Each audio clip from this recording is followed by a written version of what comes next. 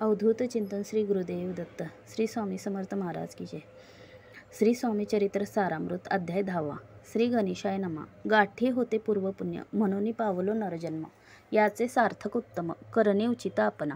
ऐसा मनी करुणी विचार आरंभिले स्वामी चरित्र, ते शेवटासी नेणार स्वामी समर्थ हसते पै।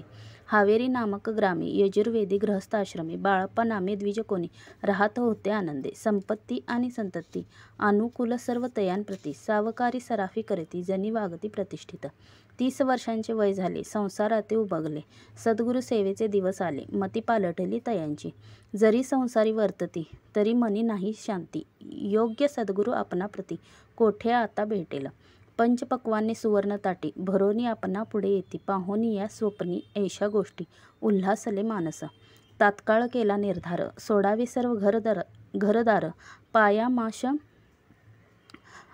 मायापाश दृढतर विवेक शस्त्रे सोडावा। सोलापुरी काम आम्हासे ऐसे सांगूनी सर्वत्रांचे, निघाले सद्गुरु शोधांचे घरदार सोडिले।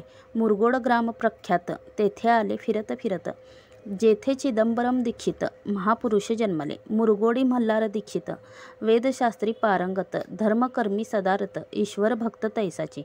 परितया नाही संतती म्हणून या उद्विग्न चित्ती, मग शिव आराधना करीती कामना चित्ती धरोनी। 12 वर्ष अनुष्ठान केले शंकरांचे पूजन, सदाशिव प्रसन्न होऊन वर देत तयांसी। तुझी भक्ती पाहून संतुष्ट झाले माझे मन, मीच तुझा पुत्र होईन भरवसा पूर्ण असावा। ऐकोन या वरासी आनंदले मानसी, वार्ता सांगता कांतेसी तेही चित्ती तोषले। 9 मास भरता पूर्ण कांता प्रसवली पुत्ररत्न, मल्हार दीक्षिते आनंदोन संस्कार केले यथाविधी। चिदंबरम नामाभिधान ठेविले तया लागून, शुक्ल पक्षीय शशी समान बाळ वाढू लागले। पुढे केले मौजी बंधन, वेदशास्त्री झाले निपुण, निघंटू शिक्षा व्याकरण काव्यग्रंथ पढविले। एकदा यजमानांचे घरी व्रत होते गजगौरी, चिदंबरम तया अवसरी पूजे लागे आणले।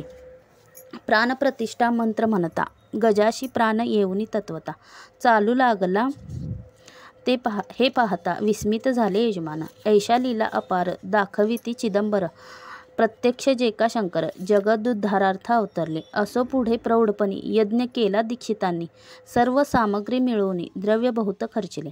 तया समयी एके दिनी ब्राह्मण बैसले भोजनी, तूप गेले सरोनी दीक्षितांते समजले। जले भरले होते घट तयांसी लाविता अमृत हस्त, ते घृत झाले समस्त आश्चर्य करती सर्वजण।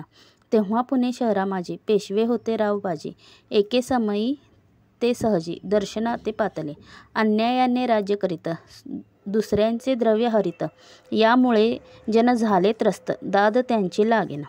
तयांनी हे ऐकून मुरगुडे आले धावून, म्हणती दीक्षितांशी सांगून दाद आपुली लावावी।